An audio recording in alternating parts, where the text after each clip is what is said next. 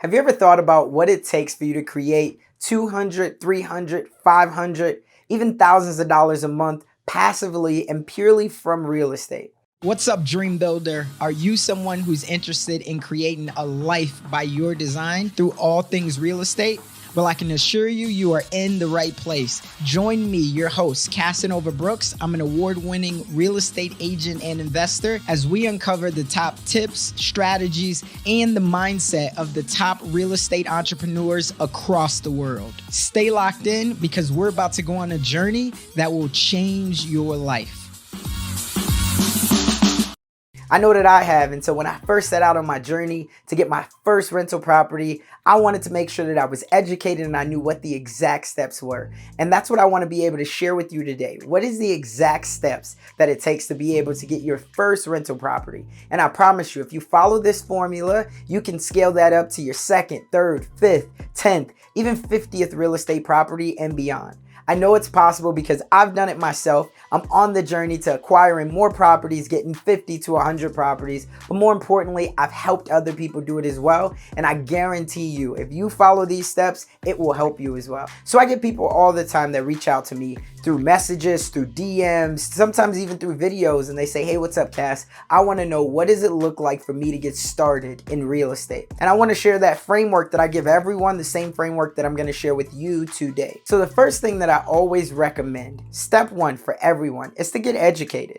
What does that look like? Well, nowadays, we're in an era that you can get educated by going to podcasts. There's so many real estate investing podcasts. You can get educated by going to YouTube and typing in, how do I get my first real estate property? How do I get my first mobile home? How do I flip my first home? There's blogs out there. There's even books out there. You have to get educated. Here's something that one of my first mentors ever taught me. Earners are learners. What did I do to get educated? Well, the beauty of it is there's probably a local real estate meetup in your area. Google it if you don't know, or go to Facebook and type in there, is there any local real estate meetups here? There's also probably a landlord association in your area. They might meet once every month, once every other month, or even once quarterly. A lot of the times it's once every month. Go there, talk to people who are already doing it. Talk to people who already own specific rentals. They own multifamily, wherever it is. But the more you can get educated is the more that you're going to get exposure. Exposure is the ultimate friend of success. You don't know what you don't know, so you have to get exposure so then you can learn from the people who are already successful. Don't go out there and try to do it on your own. More specifically, try to find somebody that you can talk to on a daily basis or a weekly basis and tell them the action that you're taking, and this is where you're getting hung up. Here's what a lot of people do. They just go out there and they want to get all of the information first before they even take one step.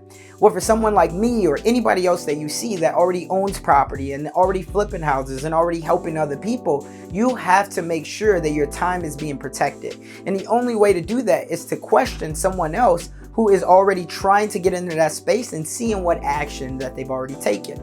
So the way around this is to make sure that when you go to anybody who you would like to mentor, you would like to coach you, make sure that you say, hey, I just read your book if they're already an author. I just read your ebook. It could even be that. I just listened to your podcast. I just watched your YouTube videos. I just read Rich Dad, Poor Dad.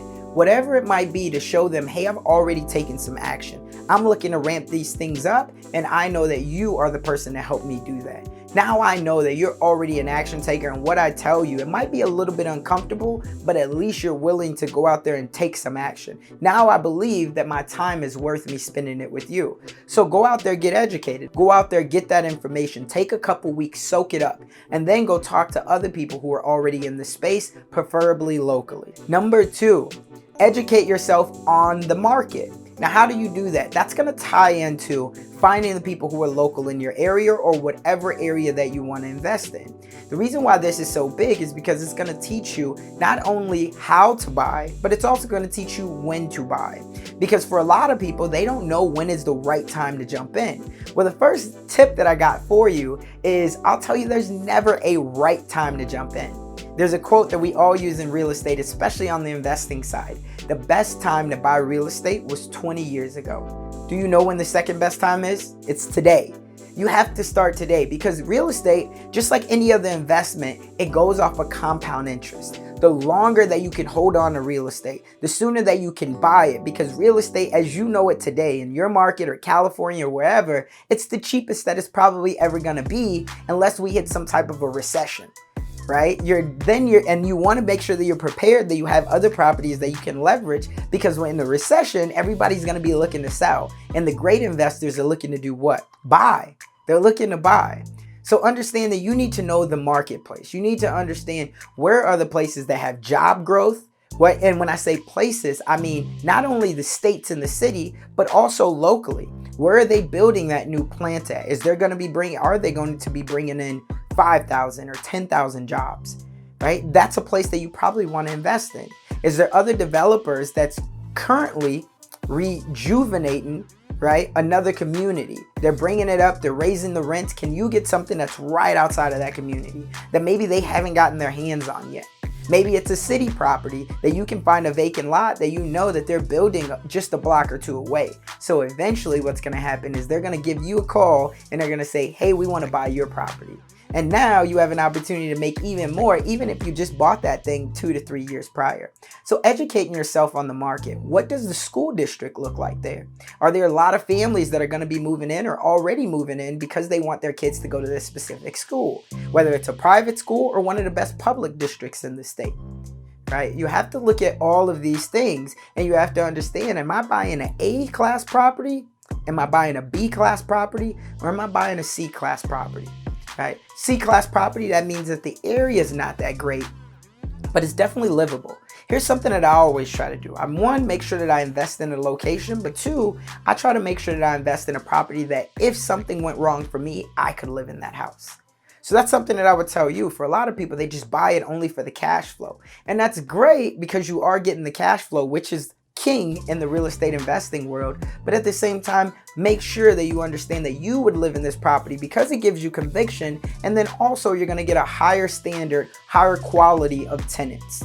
Now, everything is not for everyone, right? So that doesn't mean just because you get an A-class property where, here's what I like to define on the number side of things. With an A-class property, I always think that it's a 80-20. So 80% is homeowners, 20% is renters. Then when you get down to a B-class property, I like to think of it as a 65-35. 65% are homeowners, 35% are renters. And then a C-class property is going to be more like 40-60. 40% are homeowners, 60% are renters.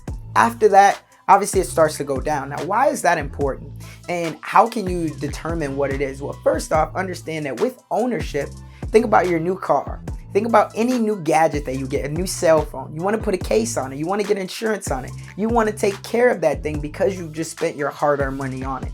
So it's the same thing there. You're going to see people that have their properties, they're getting a new roof on. You see contractor. And number 3, you want to start to analyze some of these deals. I kind of already told you this a little bit in understanding, am I in an 80-20 zone? Am I in a 65-35 zone? Or am I in a 40-60 zone?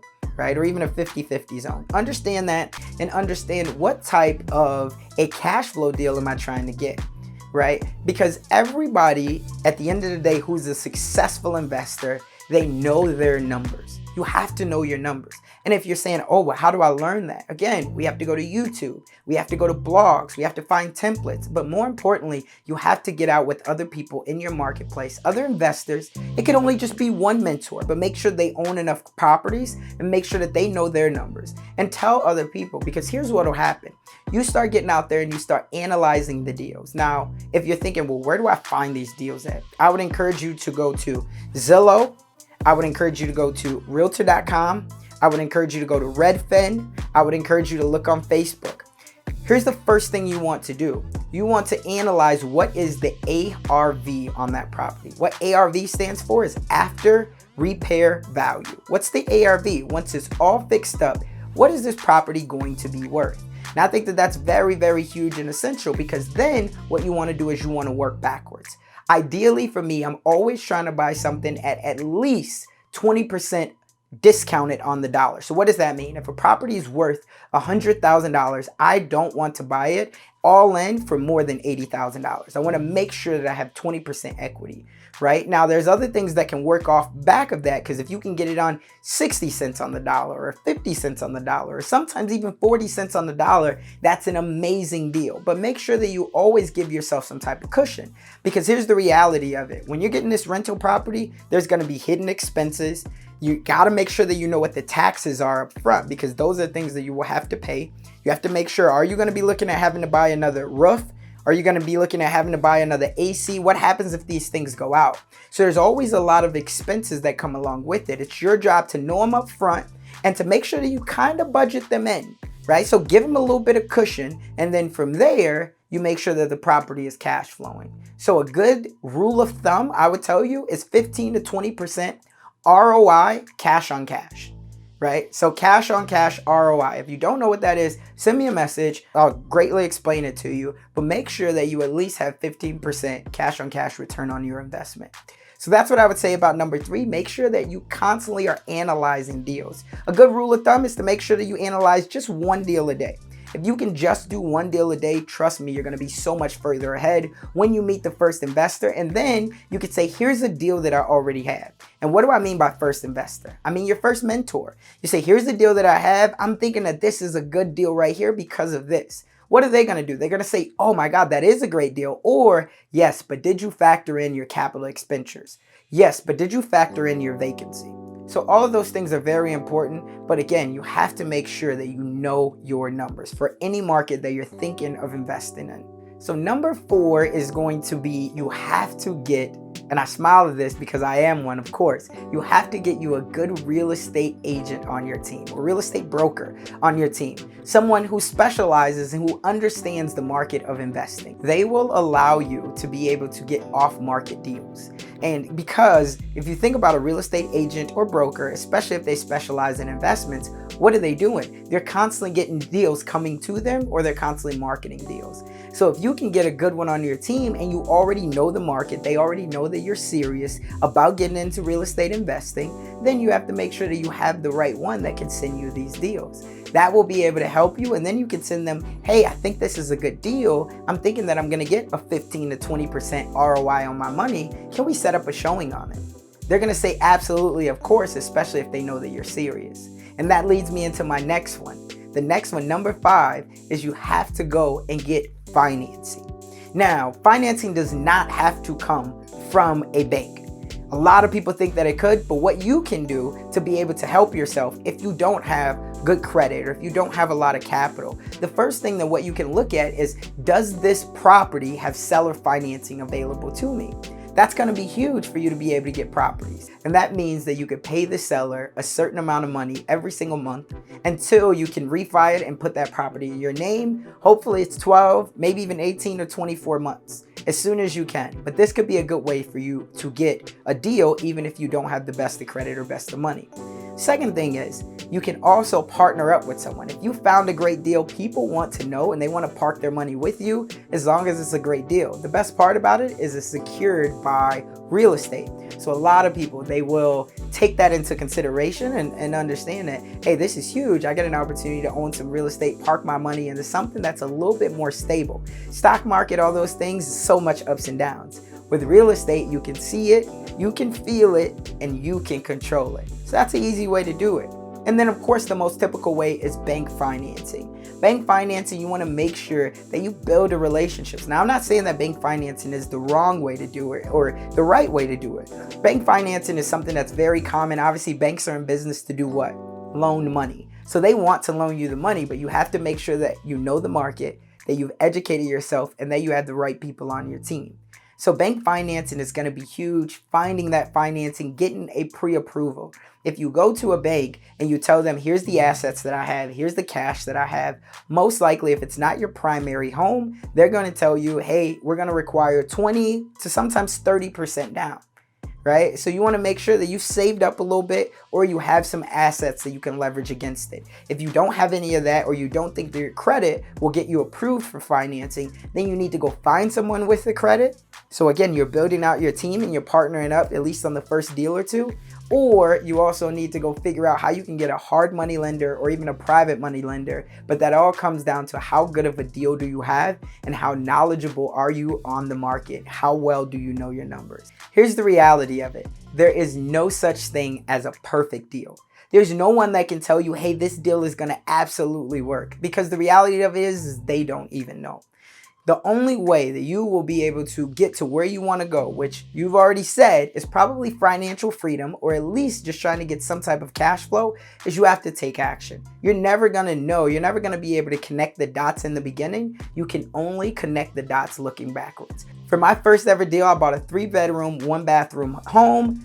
I did not know how great of a deal that it was at the time. I saw that it was originally listed for $40,000. It came back on the market because the buyer's financing fell through for $30,000 is how much it came back on the market for. For me, I seen it and I knew that I had a $25,000 line of credit from the bank. So I wanted to offer something less than $24,000 so it could be essentially perceived as a cash deal. There wasn't any financing that was going to be needed to be in the deal. I wound up getting that property all in under contract for $22,000, right? Well, after the home inspection part, I wound up finding another trick which got me down to $18,000. After it was all said and done, I bought that property for $18,000. I rehabbed it. I didn't do any of the work myself for $6,000. So I was all in for what? 18 plus 6, $24,000. I then did what's called the Burr method, which means that I rented it out. I rented it out for $975. And then I also did a refinance on it, which meant that I was able to get my $24,000 back out of the property, flip a mortgage on there, and my mortgage came to being like $397, even though I was cash flowing or making $975. So the $65,000 minus the $24,000 that I was already in on the property, it's $41,000 in equity that I was able to create on my very first deal. Now here's the reality. I didn't know anything about real estate investing. All I did was just take the jump. I didn't know if it was going to go well. I didn't know if it wasn't going to go well. I damn sure didn't think that I was going to get this property for $18,000, nor just be able to put $6,000 in there and then also create $41,000. But the best part about it all is what? I did it without using any of my own money. I used only the bank's money. If you follow those specific steps that I've given you in this video, I promise you, you will get your first real estate property. You just have to analyze some deals and you just have to make sure that you're willing to go all in, at least on the first one. That's all I got for you on today's video. If you've gotten anything out of this, please drop a like below. Make sure that you subscribe. Leave a comment. Let me know what still are you struggling with. Where are the areas or the gaps that you feel like you have, and I would love to help you on that. Remember, I'm signing out, but at the end of the day, it's all about in the dream we trust. And you must take action though, because otherwise it will only merely be a fantasy. We'll see you on the next one.